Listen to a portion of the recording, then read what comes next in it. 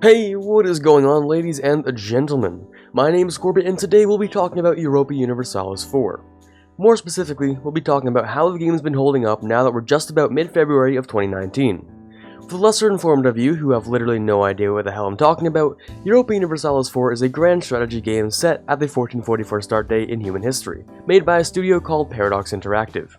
You might have seen their logo here and there since it's on games such as Hearts of Iron 4, Stellaris, Surviving Mars, and a couple of even lesser known titles that almost no one's heard of like Crusader Kings and Victoria. Essentially, these guys are the developers we needed but didn't necessarily deserve when it comes to making possibly the best collection of historical simulation war games. Okay, I see you Total War fans, listen, your games are good, but if we're gonna talk global scale and game mechanic detail, Paradox games just have you beat. You gotta give them the spotlight every now and then, alright? Right, anyway, EU4, as I'll be referring to it from now on, is sort of the middle child. It's not as popular as, say, for instance, Hearts of Iron 4, but it's not as neglected online as, say, Victoria 2 or Crusader Kings 2. It's got enough popularity to float my channel a bit at least, being my most popular recent content. So there's a good chance you've heard the name thrown around a bit if you're into strategy games. Quite possibly you're coming from Sid Meier's Civilization like I did, and you're looking for a greater, more challenging, and, in my opinion, more fulfilling strategy game. Setting aside the looming fact that the game is hard as hell to figure out by yourself and will definitely have you spending hours upon hours figuring out all the little details before you even hit the unpause button, you've probably noticed the massively overwhelming price tag on this puppy. You've probably spent time looking at purchasing guides for the game already, and I'm not here to lecture you about what DLCs or whatever are actually worth your money. I'm here to discuss whether it's even worth it to, at minimum, spend the $40 or so you need to begin your journey into complete degeneration and self-isolation while the first stage of the game's addiction hits you. I'll try to look at the subject as objectively as possible.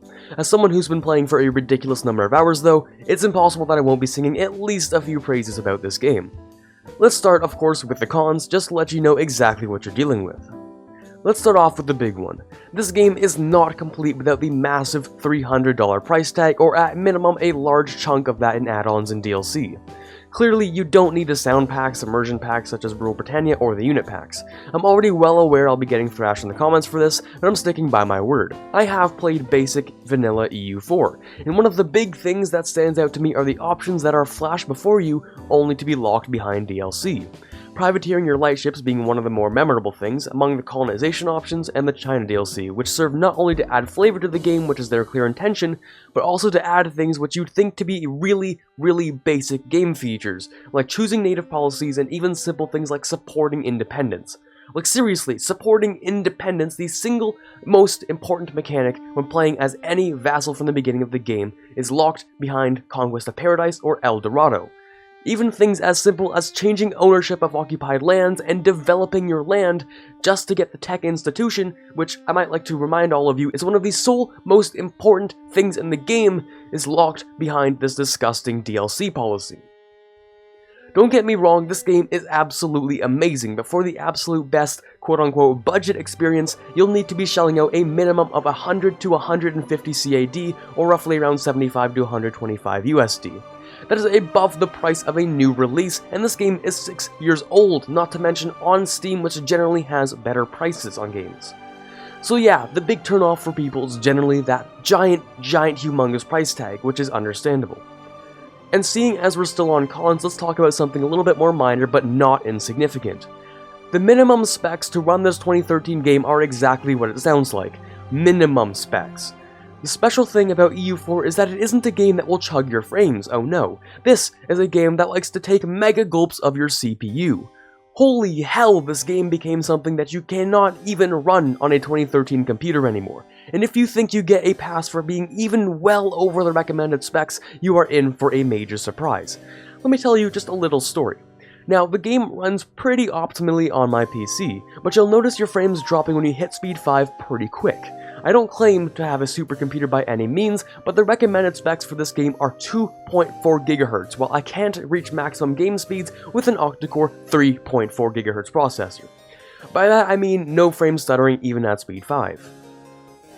I even have double the RAM and triple the GPU requirements with a much higher video quality and memory than what existed back in 2013. I can absolutely assure you that if you don't know what you have in your computer, you should make sure that you have a competent CPU. The specs list is based on the game from 2013 and most likely has not been kept up to date with the loads of extra things added into the game since. Another major con is the learning curve of this game. Basically, if it were summed up into an actual graph, it would look something kind of like this. You see how steep that line is? Yeah, believe it or not, this is actually the most accurate depiction of how much you'll want to die throughout the learning process. But you see that little spot at the top? This is what we call the Promised Land, where you'll be able to look at the game and say confidently, yeah, so aggressive expansion is really just a number, right? At that point is where you've learned just about what most of the numbers do, and although you probably still don't know how the trade works, don't even worry about it, because really, none of us do. Except for Riemann's Paradox. He seems to know what's up, but he's kind of gone. No one knows where he's gone. He's kind of disappeared off the face of the planet, but he has left behind a large amount of detailed knowledge. If you're looking for a good place to start with the base game without DLC, I may suggest Cool18's Vanilla EU4 guide, since it covers just about everything you need to know for the base game. And if you've caught up to most of the DLC except for the last two, I may suggest my own guide and quite the shameless plug, since it covers the DLC up to the beginning or so of 2018. It doesn't matter which one you pick, since by the end of both of them, you'll have somewhat of a rough idea of how to begin your own game of EU4, and then use that to learn the little details as you play. Tying in with that last con is the sheer quantity of hours you'll be putting into this game, learning all the mechanics just to constantly become a better and better player. I'll let you know that after the first few games, you'll keep going on and on trying to find a harder challenge just to satisfy the sense that you've grown into a tactical genius. This game does extremely well to reward you for becoming an amazing player, not only with watching satisfying numbers grow, but also watching as you paint the entire global map in your country's color, a phenomenon I refer to as artistic conqueror's syndrome. Essentially, it's similar to the one more turn phenomenon found in Civilization and other turn-based strategy games, where the simple act of watching one of your small plans work out as you intended gives you the push to have the other ones carried out as well and continue playing. It will most likely consume you for the first few weeks or even months of your first stage of addiction. You will subconsciously be thinking about EU4 for several weeks after your first taste, even if it has literally nothing to do with what you're doing right now. The game should honestly be classified as a drug with how addicting it is and how easy it is to relapse on it, and how you'll be spending money on it with every new DLC release, basically no matter how garbage the next DLC is. It's a con in the sense that you'll be spending way more money and time than you should be playing this game, but it's also a pro for the fact that the only reason for your degeneracy is how great and satisfying the game is, which is what we'll be going over now. Let's try and start off this pro list by saying that if you have even the slightest interest in world history, you will find yourself hopelessly in love with this game. Every country in the game has its own unique flavor, and there are too many references to actual historical events to count. From the Burgundian inheritance to the Iberian wedding, or even the natives in North America having their own significant mechanics that make them fun in the hands of an adept player. Any country you admire, you can play. There are like 100 formable nation tags, endless ways to achieve each of them, and the amount of flavor events that give minor bonuses to specific nations make each of them truly unique to the point where I can say with absolute confidence that no two nations in the game at any point are exactly the same. Unique ideas, unique missions, different cultures and religions. Once you climb over the stone wall of the learning curve, you will literally find a fountain of endless opportunities. Out of any game I have ever played, this takes the cake for the most replayable game possibly in all of human creation so far. Sid Meier's Civ has nothing on EU4. Even if it seems childish, I can honestly believe with all of my heart that only the old game of Minecraft with mods has even roughly the same level of replayability and diversity as EU4 without mods. And that is my next point. The game still has a massive modding community even 6 years after launch. As long as Paradox keeps adding DLCs, there will be more players coming back to try out the newest thing, and modders will become more inspired to keep working on their projects. Mayu and taxes, Common Universalis, Imperium Universalis, Extended Timeline, not to mention the mods that change the world entirely to World of Warcraft or Fire Emblem or Game of Thrones or even Mars, for God's sake. If this game wasn't the size of 15 games in one with an easy of 2,000 plus hours of interesting and engaging gameplay, no one would even bat an eye at the horrendous costs. To put in one statement, you will be getting your money's worth out of this game should you decide to join the cult and hop on the Paradox train. Next up, I want to talk about how the EU4 team is currently getting along in terms of interaction with the player base and their plans in the future. I'm listing this under pros for a very good reason, but before we get into the good though, let's take a look at the most recent Immersion Pack Golden Century. Now, this was basically the biggest disappointment in recent history for the game, the reason being that most players felt that there just wasn't enough content in the pack to justify a price tag. As someone who records EU4 for a channel, I just went along with it since staying up to date with the DLC is the single most important thing you can do as an EU4 content creator. Looking at the reviews for the DLC though, it is kind of clear that a lot of people weren't the most, enthusiastic about this pack.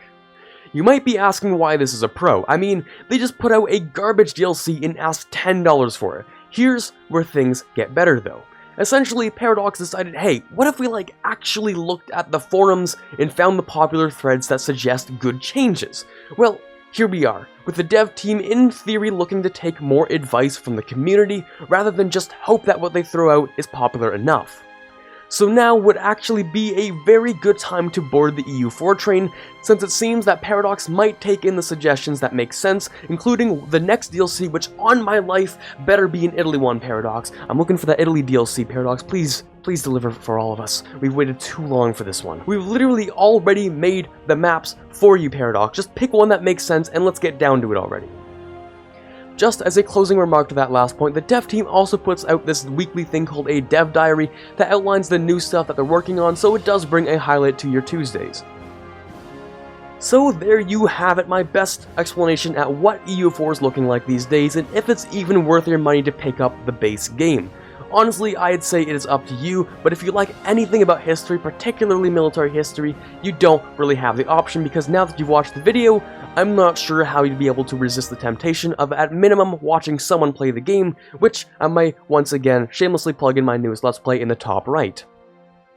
I hope this video was educational, and for any veterans who know what I'm talking about, please add your own opinions down in the comment section below. I'm not trying to grow an audience by indoctrinating people into the game, I'm actually looking for the objective truth here. This game has been out for 6 years and demands so much of your money, and yet will be so good for any newcomer. So, basically, I want to know what you guys think, the veterans of the series.